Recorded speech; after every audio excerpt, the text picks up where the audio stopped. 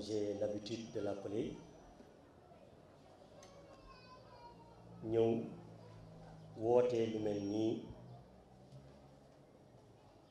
pour ñu ànd liggéey golf loolu Jean-Jacques Rousseau wax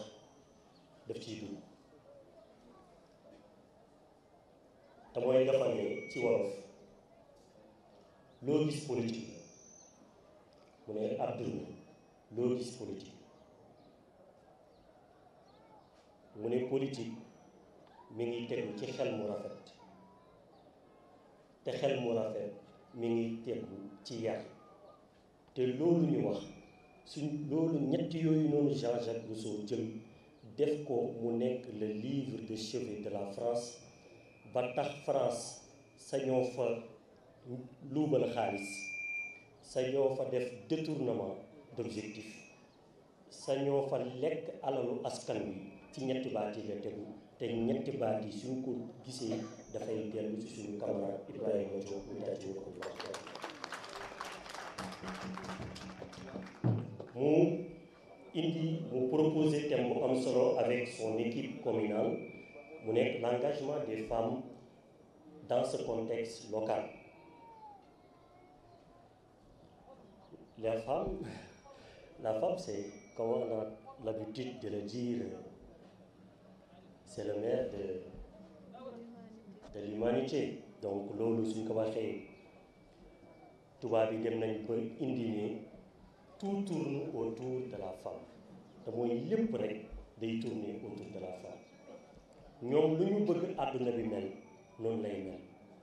lu ñu bëgg àdduna bi doxee noonu lay doxee parce que ñoom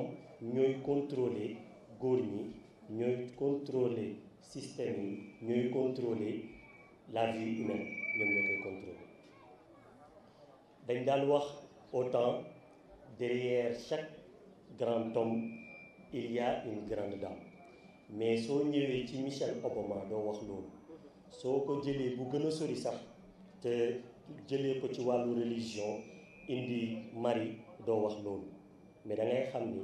à côté de chaque grand homme il y a une grande dame la ñu war a wax ce n'est plus derrière jigéen léegi nekkatu leen ci gannaaw léegi moom da ngeen ñoo raw wala ñu tolloo rek donc tey engagement wu jigéen ci politique dafa war a nekk quelque chose boo xam ne bu réel les femmes sont devenues une réalité dans l'échiquier politique sénégalaise kenn mënul wax sans femme tey Aïda Sow Diawara nii ñu jàkkaarloo jigéen na moo tax man suñu mënee Golf Sud doxul duma ko mën a nangu parce que jigéen dama jàpp ni lépp lu mu jiital dafa war a dox ndax am nañ xel bi am nañ xalaat bi am nañ pexe bi moom kay dama jàpp ni dafa bañ nit ku bañ na kenn mënu ci moom dara ku bañ te mënoo leen la ñuy def ak yow mooy jël la teg gi la ni tege teg ku mën muy la camarade Ibrahima Diop. Les femmes ci biir politique yi lan lañ leen di doyee autant lan lañ doon ci doyee jigéen su mobilisation amee ñu ne leen kaay leen su massification jotee ñu ne leen dem leen bañ na ko sax ba le président Ablaye Wade dafa wax ni le ministère de la femme c'est un ministère politique moom loolu la wax soo demee ci réew yu mag yi amu fa presque mais moom nee na loolu politique la parce que jigéen ñi ñooy voté te wax na dëgg kon jigéen ñi ñoom nañ jàpp ni ni Golf Sud mel ñoom ñoo ko bëgg ñoom ñu toog fii nañ jàpp ni avenir Golf Sud seen loxo la dépendre parce que Sénégal rek ngay gis jigéen mu nekk mère de famille tënku ci gannaaw mu yor dépense di ko joxe te góor gee ngi toog de mu yor dépense di ko joxe di gérer jàngu xare yi ñun ñii ñëpp mën nañoo seede ni suñuy papa musuñoo teg tànk suñuy école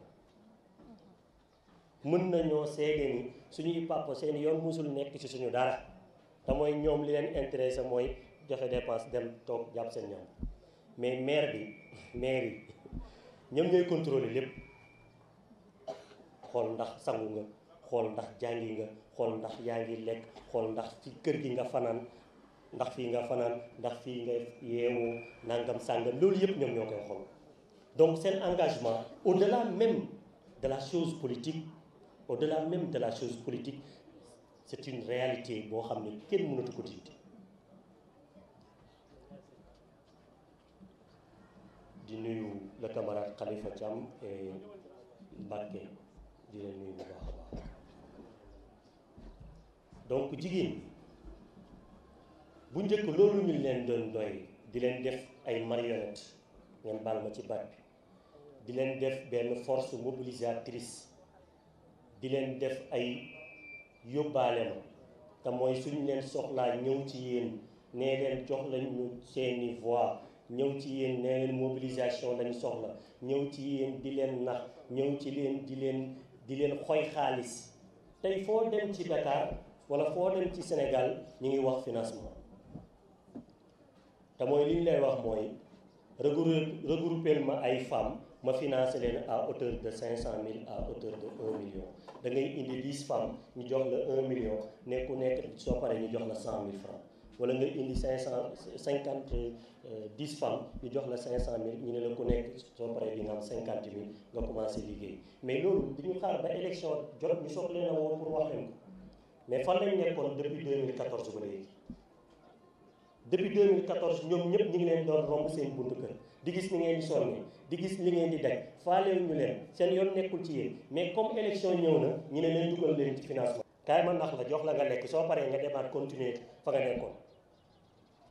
mais foofu dañ fa war a dépasser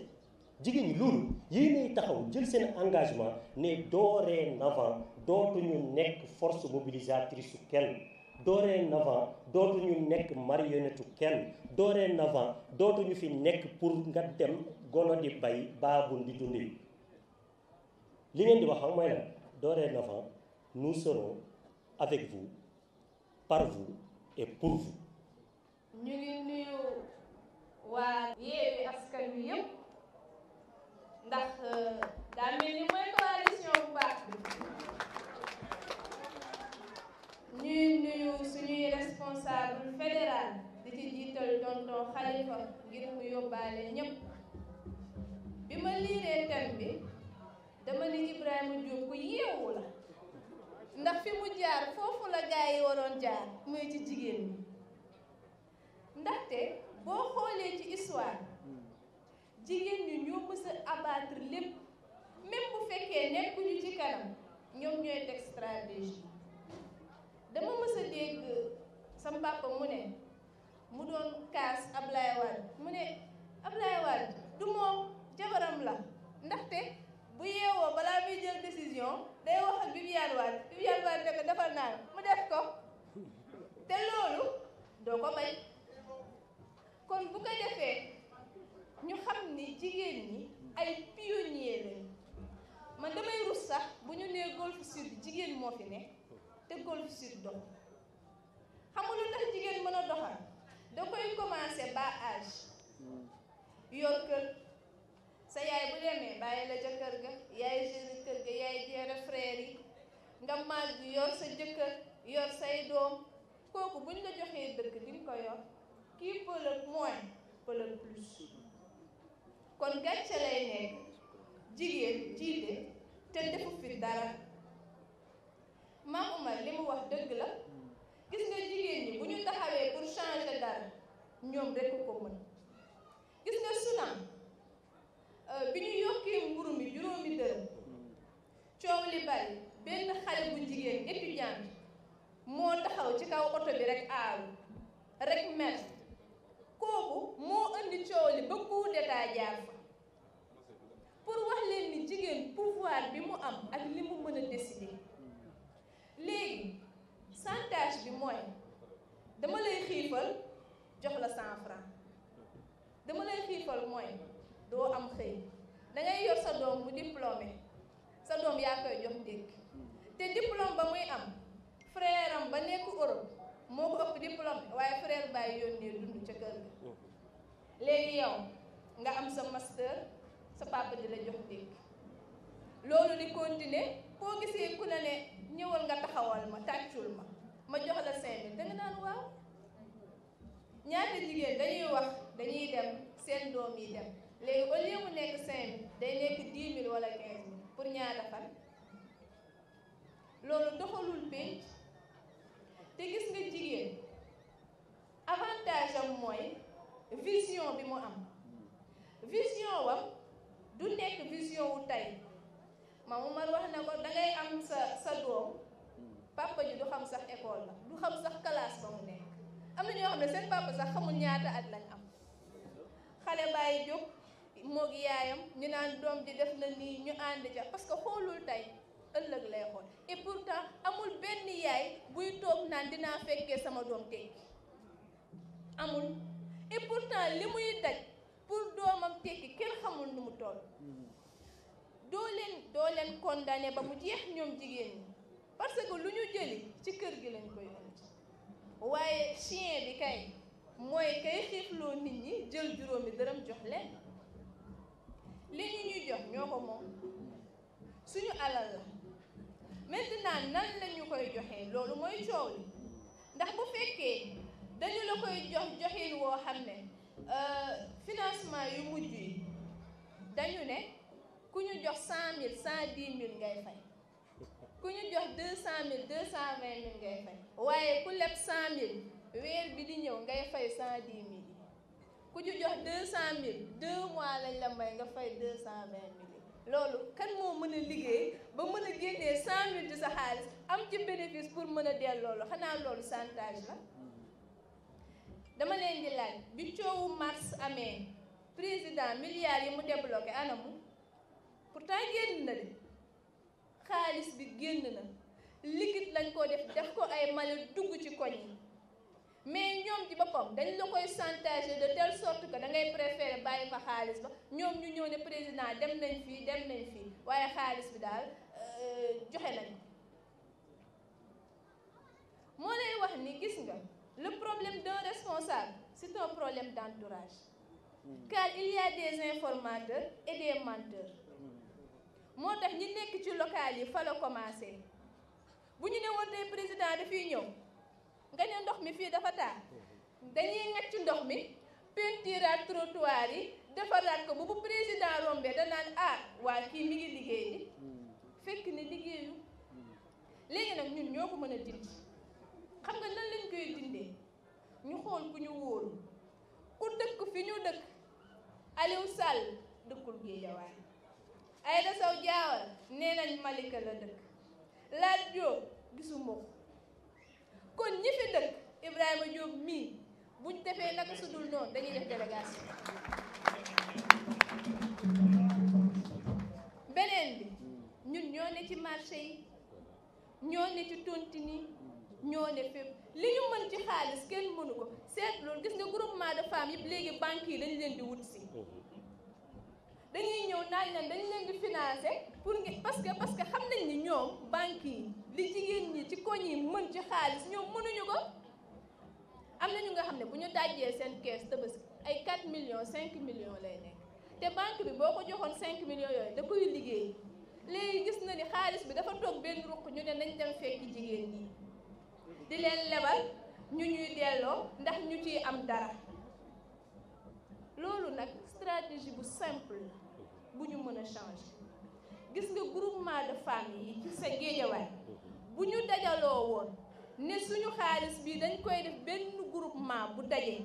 ñooy suñu diggante ñooy lebalante ñooy dugalante ñooy génnalante du ñu nangu keneen ku ci initier léegi Guédiawaye avancé ndax ñun dong ko mën ndax gox-goxaat yi gis nga jigéen ñi li ñuy yor ci kër yi mu ngi jóge ci groupement yi mu ngi jóge ci association yi beneen bi sondage bi ANSD def dañoo remarqué ni kër yi jigéen ñi yor ñoo gën a suqaliku kër ñu góor ñu yor sànniw ma leen xeer rek ñoom ñoo ko wax parce que gestion bi da ngay yeewu 6 heures du matin ñoo nekk ci mbedd yi jaay njënd jaay lu ne rek pour te bu ñu ko amee ci kër gi la ñu koy indi moo tax jigéen ñi ñu sonn dañuy def lu bari à la fois lu kenn mënu góor mënu ko góor boo ko dénkoon kër benn bés balaa ñaar dinañ la indil néew mënuñu ko sang doom nàmpal mu tooy nga mu toj la nga dajale yooyu yëpp góor mënu ko yow loolu ngay dajale boole ci di xëy di wàcc kon gàcce nga laa ma jigéen bés nag góor gi dafa mës a laajte bu am solo xëy na waa PUR dinañ ci xalaat wala waa Yewwi Askan Wi nee na kañ la ñuy jéetal jigéen ñi élection présidentielle Serigne Cheikh a ko waxoon mu ne ndax jigéen ñi dañoo mën a yar mu ne Israël ba góor ñi bewee nan lañ leen yaree dañu ne dootuñ leen fóotalati dootuñu bokkate ak ñoom lan dootuñ leen toggal weer lañu ko def weer nee na góor ñëpp rek ñëpp ci la wax ne nag comme essayé nañ góor marché wu nañu jiital jigéen xëy na waa Yewwi Askan Wi dinañ ci xalaat kon bu ko defee ñu xam ni li ñu mën kenn mënu ko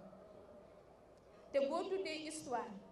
jigéen ñi da nga leen di tudd fépp muy ci diine ji muy ci politique muy ci société ana sœur Teresa fu ne nga koy dégg ak ñeneen ñoo xam ne boo leen tuddee Ummu Salama man ku may bëgg di tudd la ndax daa ñëw yonent bi ne ko li góor ñi mën nañu ko loo jox góor ñu jox ñu ko mu taxaw carrément ba yàlla wàccee aaye ci loolu kon bu ko defee ñu xam ni li góor ñi mën nañu ko en plus de li ñu mën nañu gën a góorgóorlu bañ a nangu yenn yi maintenant ñun ñii xam nañ ni duñu nangu ku ñu jox xaalis ñu dem campagne mais nañu fexe ba suñu xarit yi koy def ñu dem waxtaan ak ñoom ndax am na lu nga xam ne ñàkk xam la ak sonn bu ma amee sama xarit buy dem ma ne ko ma expliqué ne ko bu la neexee sax mën ngaa dem ndax léegi-léeg nit ki dina fa am loo xam ne yow mënoo ko koo jox bu la ko jox buñ ko joxee mu jël waaye bu demee di voté ji nga xam noo koy waxtaanee ak moom ngir ndax boo duggee ci bañ gàcce bi kenn du la farax ndax sama benn xarit nee na dafa doon siégé côté Wakhinane la bokk mu ne jour élection présidentielle yi nee na tukulóoru jigéen ñi dañuy dugg naan ko piccu léegi mu ñëw ne ma jaaral luy piccu ma ne ko fas mu ne dañuy waxante naan bopp fas bi la da am kuy taxaw ci porte bi di laax ak ñoom tukulóor naan leen picc ñu d'accord kon comprendre mais xam na ni lii logique ndax moom fi mu taxaw même mot bi lay dégg ba mu jàpp ko te jigéen ñi kese ñoo doon dem loolu lu ñu war a bañ la lu ñu war a xeex la te Ibrahima jox nañu faveur bi jox nañu occasion bi te dinañu ci accompagner ndax bu njëkkee def panel ne jigéen ñi la ko jagleel kon jox na leen importance delloo leen ko te neen na rek ngeen ko mën a delloowee mooy ngeen fexe ba kii ne fii xaw ma jigéen la xaw ma yorul esprit jigéen de ndax jigéen esprit partage la am esprit échange la am esprit associatif la am bu ko amulee nag te yemale ci ruqam ñu xool keneen ku ko mën a def ñu jox ko te mën na ko def te bu defee naka su dul noonu ngeen solaat seen dàll ñëw ci moom ndax bu boobaa di ngeen ko sañ ci moom. donc ñu ngi nuyu ñëpp kenn ku ci nekk ci turam ak santam may nuyu sama yaay bu baax a baax di la ziyaar donc man maa ngi tudd Ramatoulaye Diène bokk ci responsable Guédiawaye laa bokk defe naa dootuñ ko présenté mouvement Ahmed Aïdara ndax daaw ñoo fi àndoon ñëw ren nag à pareil moment il est à Paris donc moo tax ñu def une délégation pour ñëw pas pour représenter Ahmed uniquement parce que il est de Guédiawaye mais il est de Sam Notaire mais parce que nous sommes de Golf Sud moo tax bu ñu Ibrahima Diop woowee dañuy sawar loolu pour ñëw ci beneen bi mooy dama yaakaar ni yéen ñi dëkk fii c'est une fierté ngeen am doom ju mel nii te doom ju mel nii ku ko am defe naa danga ko war a téye ak sa fukki loxo ndax li tax nga war ko téye mooy dafa am ñu ne siiwa am ku mel ni moom te yàlla suturaalu leen ñu am ko donc loolu suñu borom moo leen ko defal kon war ngeen ko téye bu baax a baax a baax ñu bokk nag ci yeneen ak yeneen ba bokk ci deret mais xëy na fi ñu yàlla boolee mooy ci terrain ndax ma yor programme yor activité di wër fu ma ko defee te heure bi jot na ba invité yi di ñëw ma taseeg moom mu ni ma kaay defee ko sama buntu kër jox ma courant jàppale ma ci lu baree bari mu bokk ci activité yu ëpp réussite ci activité yu ma doon def ci jamono jooju kon ma koy sant di ko gërëm kon defe naa hasard boolewuñu li ñu boole dafa bari donc thème bi ñu jël tey ñu ne l'engagement des femmes dans le contexte local mu nekk loo xam ne ñun dañ ciy sawar ndax dañoo nekk ay xale nekk ay jigéen am engagement ci développement local sonn ci loolu nag waaye li ñu yàlla di nattoo doon loo xam ni mënuñu ci dara chaque jour lépp loo war a def tu dois demander de l'autorisation à l'administration bi nga xamante ni c'est géré par la collectivité mooy mairie bi à chaque fois il pense que ni yow sa bët da nga ko teg ci chaise ba ñu toog ba tax na lépp loo bëgg duñ la ko yombal te malheureusement ñun à Golf Sud yàlla natuñu ñu am jigéen mu toogati te ni dootul bàyyi day toog rek di wéy di toog waaye xale yi màgg nañ fi ñu toll nii day jug te dañuy toog bu soobee yàlla Aïda Sow bu dee yaa ngi fi wala koo mën a yónni Ramatoulaye Diène avec la coalition Yewwi Askan Wi nee nañu da ngay jóg te dañuy toog parce que doyal nañu donc en tant que des femmes wala des jeunes filles ñu engagé wu mu metti loolu ñu takk suñu ndigg serré suñu ceinture nekk ci terrain bi ñu ngi ci transformation yi ñu ngi ci réunion yi ñu ngi ci assemblée yi fépp fu ñuy nasee di fa noccee nag te ñu faa yegg te dara taxul lu dul ñoom mais dañ leen fiy jëlee ñëw toog parce que li ñuy def du dara lu dul jàng ak xam-xam ak équipe moo tax nag du ñu ni Aïda Sow lañ fiy dégager on dégage l'équipe. L'équipe c'est qui? L'équipe c'est qui? L'équipe c'est Aïda Sow. L'équipe c'est Néné Fatoumata Tall. L'équipe c'est Lat Diop parce qu'ils sont avec Aïda Sow Diawara na leer gis nga taxaw fii naan dañ fiy jëlee Aïda Sow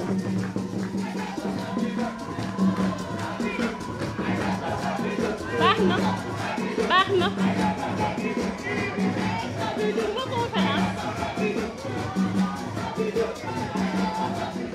merci beaucoup merci bon parce que Ibrahima moo njëkk a def panel bi ñu nee Yewwi Askan Wi ak léegi te nuñ liñ bëgg a wax ak suñu askan dafa bari Ibrahima day pare tey jour yi di ñëw dinañ la jox am nañ suñu date ba pare te dinañ ko defee nii nga ko defee def ci leneen lu gën a rëy te dootul jeex Golf Sud bi moom day changé xaw ma ku ko nanguwul département bi ay Ahmed Aïdara dina ñëw ndax Alioune Sall horaire bi moo ko fi bàyyi mais Golf Sud moom leer na d'office waxatuñu ko li ñuy wax mooy engagement bi ñu am mu ngi ci sunu yaay yi man ñi fi toog aw ma ci yéen xel ñaar mais ñi nekk ci biir kër yi yéen la ñuy jox 5000 francs jox leen voile jox leen xartum jox leen tissu nylon yóbbu la ca àll ba nga xëy ñu paasal la dem booy dem dinañ la dugal ci oto ndax njaga njaay bi day taxaw waaye booy ñibbisi sa coono ngay ñibbisee doo añ doo reer doo ndékki li ma gën a naqari waxtu juróomi doo ci matal benn doo ci def benn ñu toroxal la tumranke loola te junni bañ lay jox fukki junni million lay doon ci ñoom ci juróomi at ya ñuy toog jar na ko wala jaru ko gaz ni mu chéré ceeb nu mu chéré diwlin nu mu chéré marché bi nu mu méttee njàngum xale yi nu mu méttee santé bi nu mu méttee kon dama ni yeewu jot na te ñun nag dinañ yeewi askan bi fii ci Golf Sud ak ci Guédiawaye man jigéen ñi rek laay laaj ku la yàpp ñaata lay jar ah ñu leen di jox 2000 leen dugal ci ay rapide kon yéen yàpp moo leen gën a cher ginaar lu muy jar ginaar leen gën a cher kon yeewu leen ñu doon nelaw yëpp yeewu leen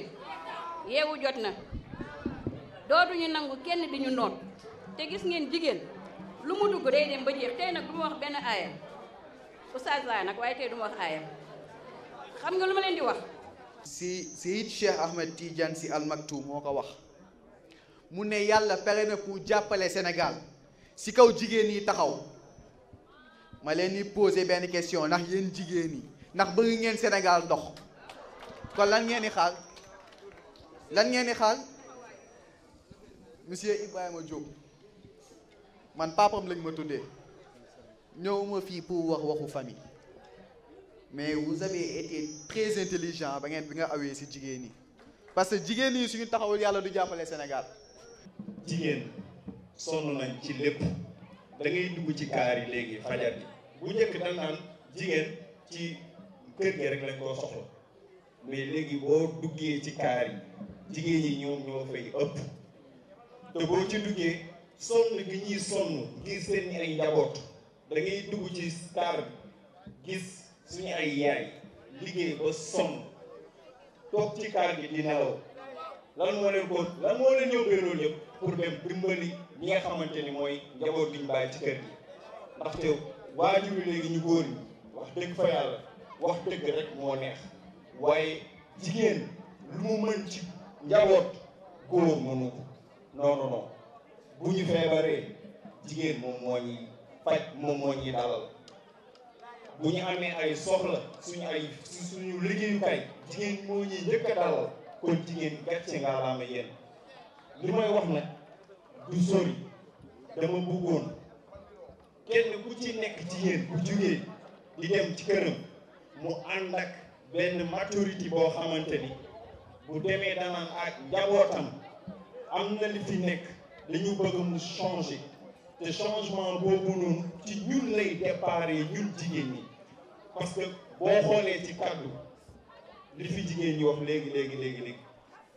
amul dara loo xamante ni ñun mën nañ ko wax lu weesu loolu ndax bu ñu waxee dañuy engagé wu ci seen wax dañuy am caf-caf boo xamante ni ñun ñi góor amuñu ko kon jigéen lu mu mën a doxal góor mënu koo doxal ma bëggoon ku ci nekk bu demee këram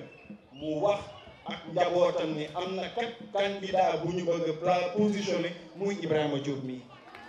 ñu jàppale ko ñu jëlee fi ki nga xamante ni dégg naa foree naa ci weewu bay mu ne du ma dem Parcelles Unité 1 ndaxte bëgguñu ma en tant que maire est-ce que war na wax loolu. Donc si je suis là, c'est grâce à Ibrahima Diop. Et je dois préciser, et je dois dire que je suis quelqu'un extrêmement libre. Aujourd'hui, nous avons affaire avec des gens qui sont des politiciens. Yoo xam ne yematuñu ci dóor waaye léegi dañuy xët. Looloo am au niveau de la mairie de Golf Sud. Ils ont donné un partenariat, ñu dégagé benn budget bu 229 millions 250 millions de francs CFA avec un apport de 40 millions de francs CFA. À notre grande surprise, alors que affaire bi partenariat bi mu ngi tolloon ci 4 milliards 200 millions de francs CFA. Askan bi toog kenn waxul. Et c'était malheureux et c'était déplorable. Et je condamne à partir de ce matin tous les partis politiques qui ont jugé nécessaire de ne absolument rien faire à l'endroit effectivement de la commune de Golf Sud. Si je suis là, encore une fois de plus, je précise, c'est grâce à une bonne éducation que Ibou Diop a. Kizerbo disait que l'éducation est le logiciel de l'ordinateur qui programme l'avenir de toute une société. Sans les femmes, il n'y aura jamais une bonne éducation. Et heureusement, nous avons des gens honnêtes, nous avons des gens de valeur, nous avons des gens qui ne seront jamais des vendus. Et parmi ces gens-là, kenn gi nii ci Ibrahima Diop. Vous savez ce qui se passe dans cette commune-là? C'est pas une coalition. Des gens yoo xam ne lu leen tax a jóg mooy seen intérêt bopp moo koy changer. Il faut que les gens se battent pour l'intérêt collectif. Il faut que les gens se battent pour enfin changer le visage radieux de la commune de Golf Sud. Sans cela, on n'ira nulle part ailleurs. Et il est important que les gens se disent, se regardent en face, vis-à-vis de leurs camarades et leur dire la vérité. J'ai l'habitude de dire, les femmes, ñu si bëri boo demee seen kër am nañu tissu APR, am nañu tissu PDS, am nañu tissu ainsi de suite, ainsi de suite. À quand le changement? Est-ce que ñun dañoo war a toog ñii effectivement chaque jour ñu wax lu loo xam ne day deñ kan moo ne woon mandat wu 5 ans lay def 7 ans. Je nommerai un gouvernement de 25 ministres, plus de 25 ministres. Je ne vais jamais désigner ou bien par décret effectivement pour petit frère. Qu'est-ce qui s'est passé? Et nous, on ne dit absolument rien du tout. Je pense que pour nous bëggee changement, il faut que les gens se lèvent et dire arrête. Sans cela, il n'y aura jamais de changement. En tout cas, encore une fois de plus, je ne sais pas qui, mais je crois une équipe dynamique, compétente, mais des gens, effectivement, qui ont une valeur, une dignité, qui ont un changement. Sans cela, malheureusement, le fait n'est. Et parmi ces gens-là, je ne sais pas qui, mais moi, je fais entièrement confiance à Ibrahima Diop. Derrière chaque homme important, il y a une femme qui l'inspire. Et si on fait ça, nous pouvons peut-être dafa jël jigéen daal di koy delloo au second plan mais ñun dañoo am kenn muy suñu président du parti moom mu jël jigéen daal di koy mettre au premier plan daal di jël jigéen xam nga tey jii suñu tuddee soxna Alima Koli mu nekk ci mouvement Synergie Femmes bu mu koy créé c'était depuis les années 2000 au début du 21e siècle mu daal di créer mouvement Synergie Femmes ñoom ñuy def liggéey bu am solo muy dellu ci transformation muy dellu ci yeneen ak yeneen yoo xam ne ñoom ñu koy amal donc foofu noonu dañuy delloo njukkal di daal di remercier suñu président du parti nga xam ne moom moo ñu may tey lii nii. aussi tamit beneen bi ñuy ñëw ci mouvement femme actuellement nii duñ koy gisee parce que tey bëri na calebasse gi bëri na leket gi bëri na yoo xam ne ñoom ñu ngi koy def mais dafa am benn implication au niveau local boo xam ni bëggoon nañu jigéen ñi daal di koy teewee parce que tey au niveau local nous avons nos écoles am nañu aussi tamit suñu ay maternité am nañu aussi tamit suñu ay postes de santé mais tey jii suñu tuddee la responsable mu toog fii nii tey di soxna Mati Diop nekk responsable femme pure au niveau de la commune de Golf Sud tey képp ku dem école Ogo Diop xam na implication bi nga xam ne moom lay def foofu noonu di jàppale xale yi mais aussi tamit di wax ak les professeurs ak ñi nga xam ne ñoom ñoo yor école bi donc moom ñu koy sant di ko gërëm di wax di magnifier di rafetlu aussi tamit engagement ak liggéey bi nga xam ne mu ngi koy def foofu noonu mais suñu jëlee jeunesse pure xam nga tey jii jeunesse pure moom suñ koy wax déjà c'est une jeunesse qui est saine ñoom tey jii nii c'est une jeunesse qui est saine qui est responsable mais aussi qui est bien éduquée parce que jeunesse pure ñoom ñoo mel noonu actuellement démarré ngeen seen phase pour daal di ñaax seeni moroomi ndaw ñu dem bindu ji am na wala amul est-ce que bindu ji ngeen xam ngeen nag lan moo ci des mooy suñu publier li ci ñu daal di koy dem suivre vérifier suñu tour est-ce que mi ngi foofu noonu donc je compte sur vous ngeen daal di continuer ci liggéey boobu comme ni ngeen ko doon defee. beneen bi ñu koy jëlee ci jigéen ñi xam nga tey jii jeunesse féminine suñ ko waxee politiciens yi da leen di commencer utiliser ci beneen aspect maanaam comme ay mannequin la leen di def tey jii yaakamti nañu événement am ñu daal di dajale ñëpp ñu daal di dem solu daal di dem toog ne comme genre benn mannequin bu ñuy utiliser alors que ñoom xaaruñu loolu noonu ci ñoom tey ñoom ñoo war a ñëw jël exemple ci seeni yaay parce que ñun lan la ñu am mooy suñuy culture suñuy valeur daal di jël exemple ci ñooñu noonu daal di dem roy ci ñooñu pour ëllëg lépp loo xam ne dañ koy xaaree ci ñun ñu daal di koy mottali donc la jeunesse féminine je compte sur vous. beneen bi muy benn citation boo xam ni Serigne Cheikh moom moo ko waxoon c'est un homme politique c'est un homme d'affaires c'est un homme d'État mu ne tey citation boobu noonu ñun mooy principe bi nga xam ne moom moo ñu dugal wala boog moom moo ñu gën a engagé loo ci politique parce que dafa ni à chaque jeunesse sa responsabilité soit elle l'assume soit elle la fuit demain l'histoire nous jugera donc la jeunesse pure gàcce ngalaama. asalaamaaleykum mbokk yi ñu ngi leen di nuyu yéen ñëpp ku nekk ci turam ak santam waaye di jël nuyoo bi teg ko ci loxo yi Ibrahima Diop bi nga xam ne moom mooy coordonnateur bu PUR fii ci Golf Sud. alors man Ibrahima Diop xam naa ko depuis le mois de juin su ma juumul boobu ba léegi nag presque chaque jour man ak moom dañuy wax léeg-léeg sax dañuy gisee wante depuis juin ba tey lim ma waxoon juin moom la may waxaat tey donc dafa nekk nit koo xam ne dafa constant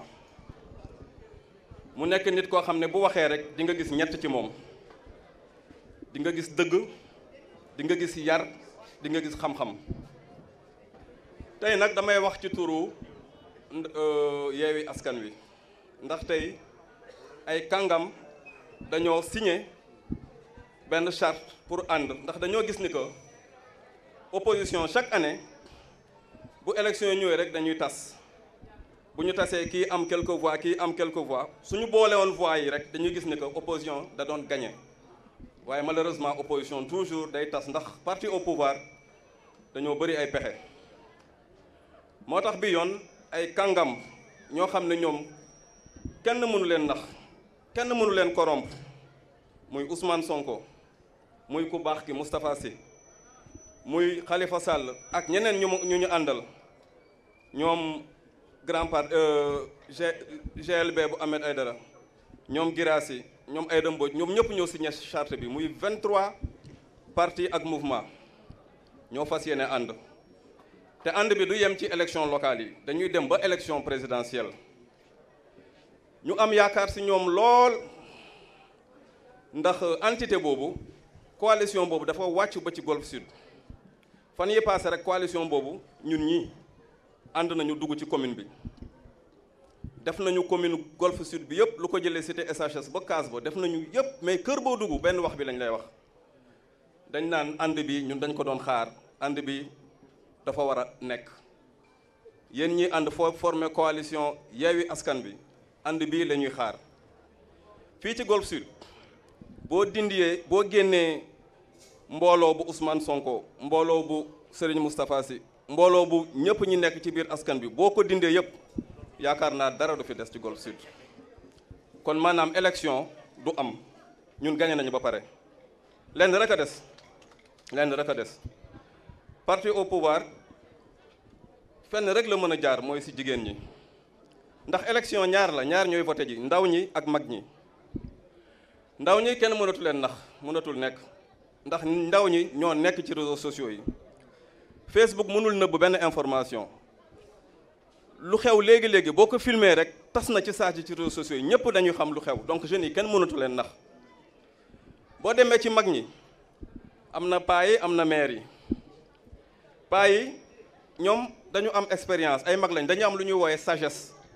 paa yi boo ñëwee wax ak ñoom dinañ la may chance nga def benn yoon waaye boo leen naxee benn yoon dootee leen naxaat mukk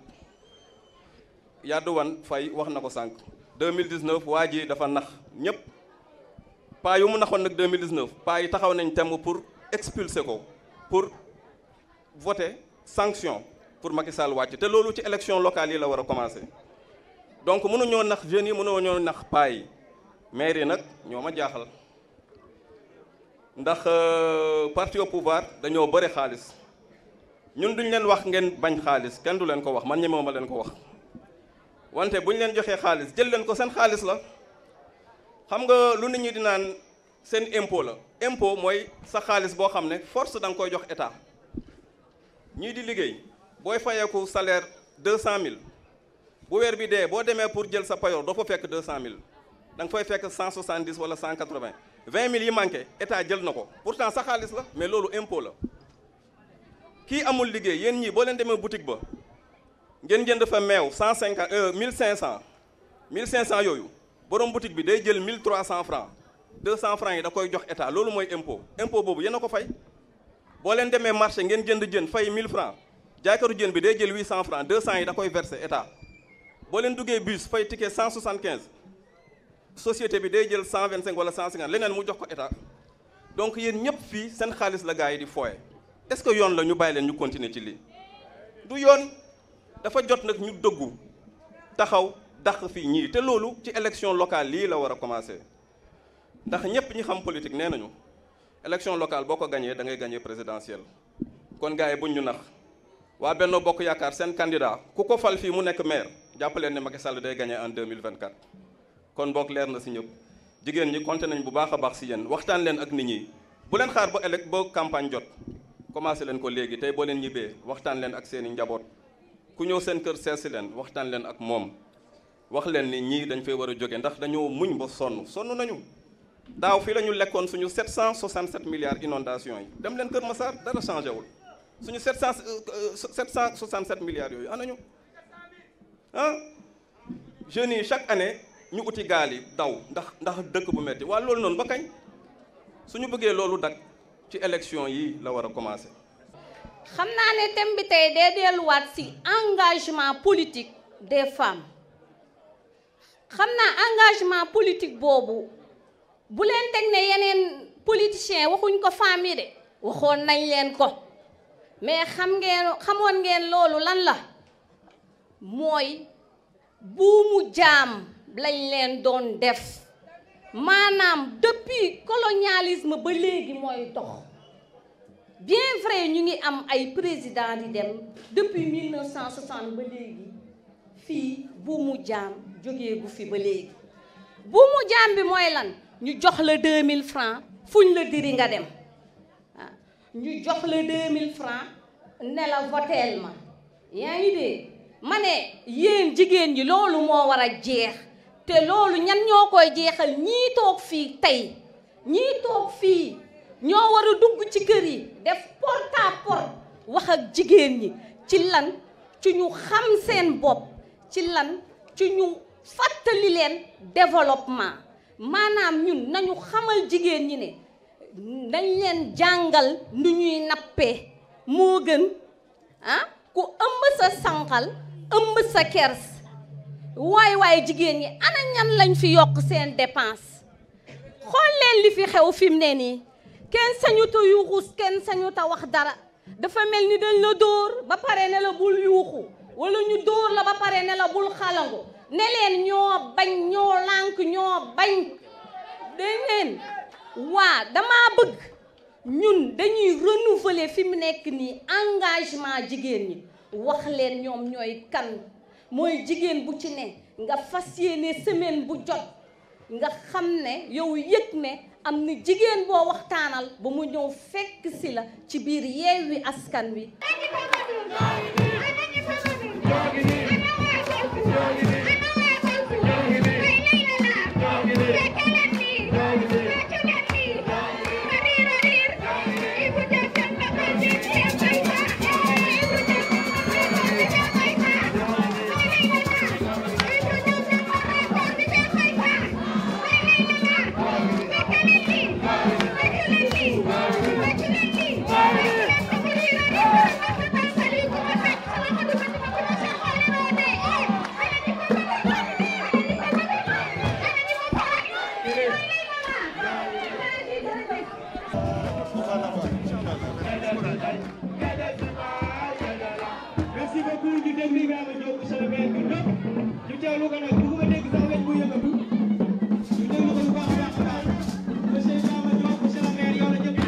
asalaamaaleykum wa rahmatullah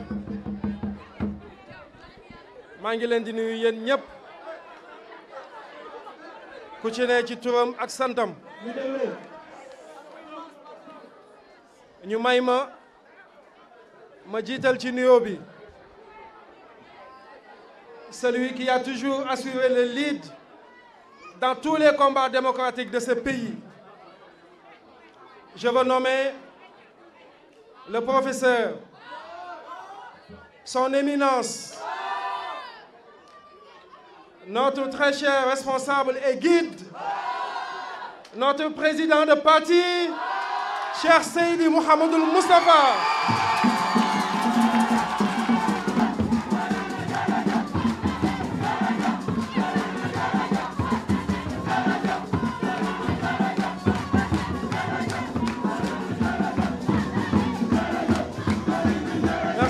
Merci. Mesdames, Messieurs, chers compatriotes, honorables invités, il reste entendu donc que notre démarche s'inscrit dans la mouvance d'une collectivité en quête d'organisation qui se veut une réponse opportune venue à son heure.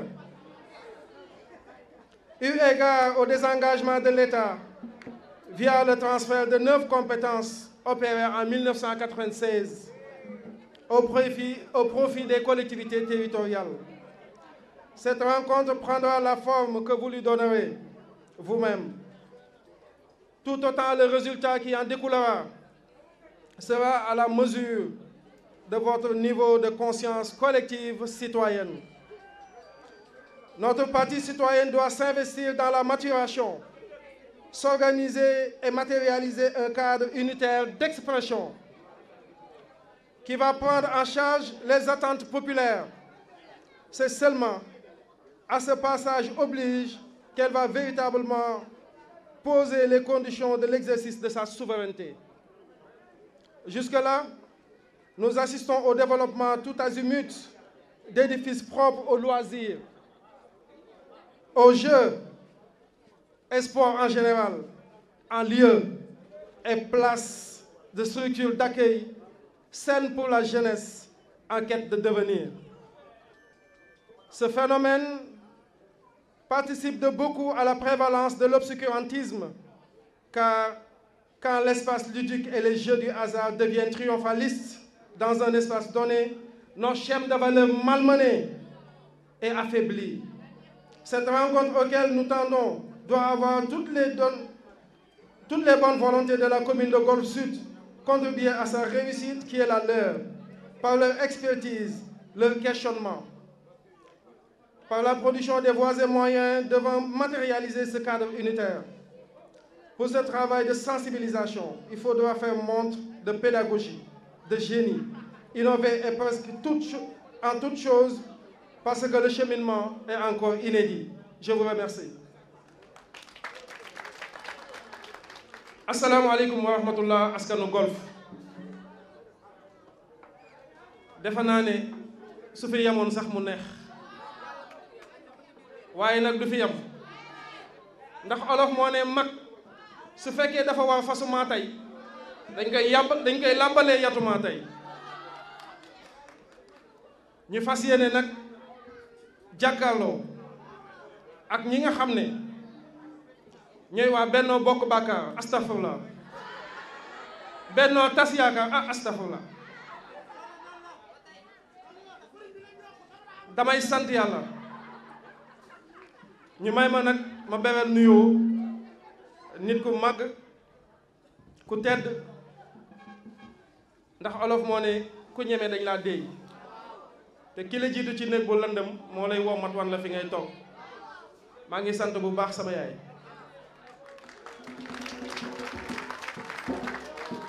di sant bu baax a baax samay mbokk di sant bu baax a baax maa ngi sant bu baax a baax sama famille spirituelle muy la daayiratul Moustarchidine wal Moustarchidaat di sant samay dëkkandoo su ma limee damay juum bàyyiwuma kenn dafa am koo xam ne sànq taxaw na fi wax muy Yadouane Faye man ak moom dañuy échanger ci lu bari mu nekk nit koo xam ne ku xam boppam la ndax gëm sa bopp baaxul li am solo mooy xam sa bopp ñuy partager lu bari lu aju ci wàllu gox bi mu bokk société civile nee na bokkul ci coalition Yewwi Askan Wi waaye maa ngi koy invité mu bokk ci coalition Yewwi Askan Wi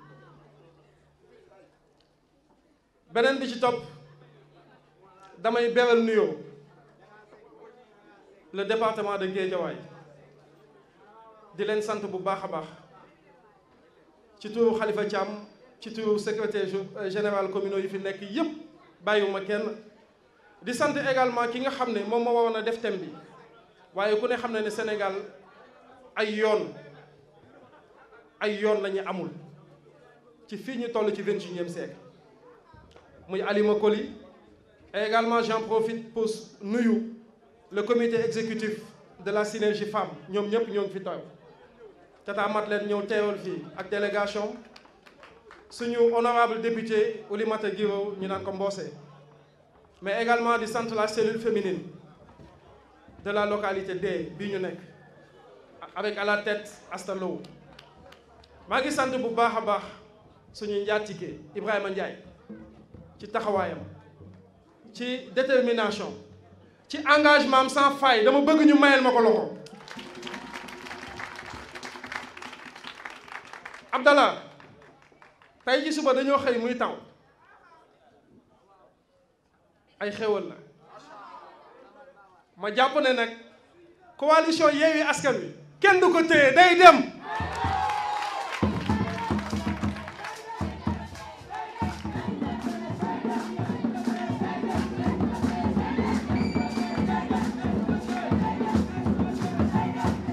ma jàpp ne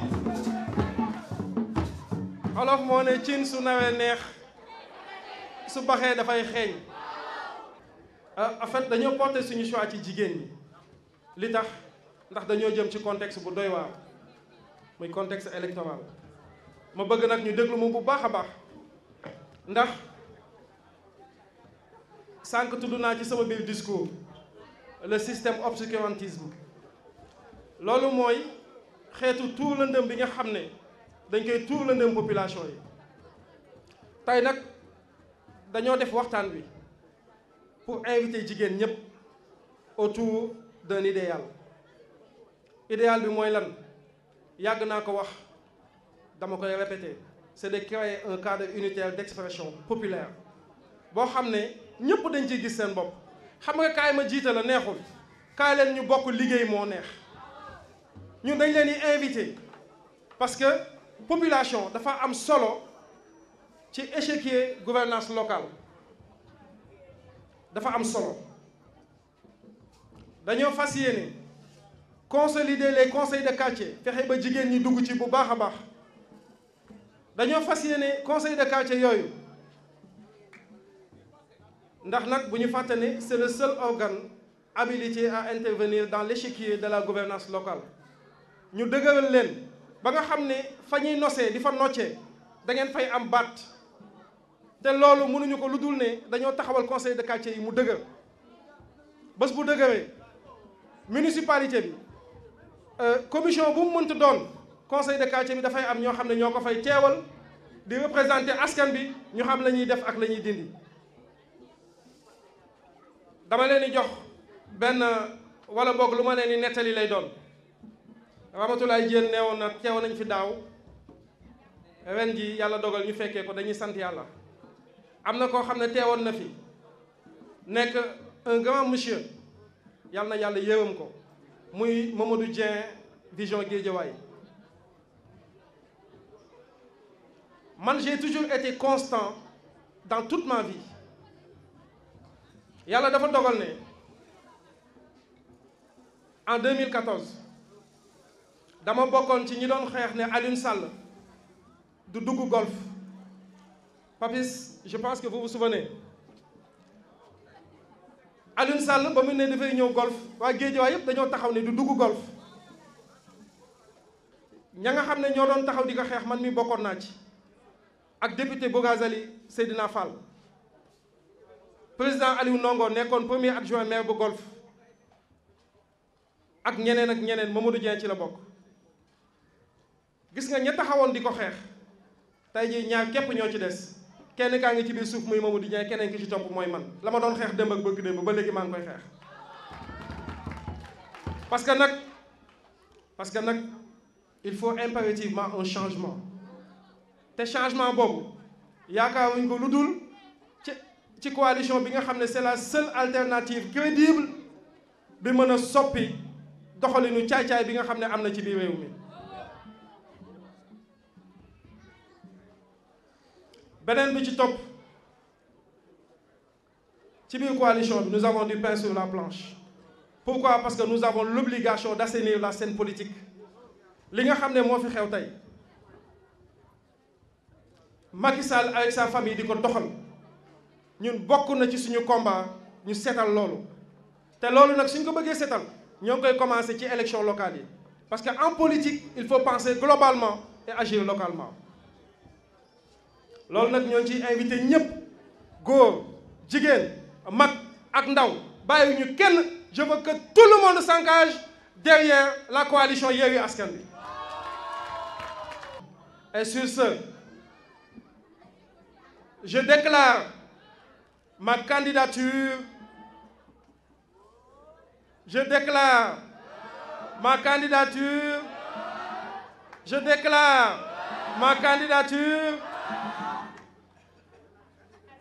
de Yewwi Askan Wi à Golf Sud.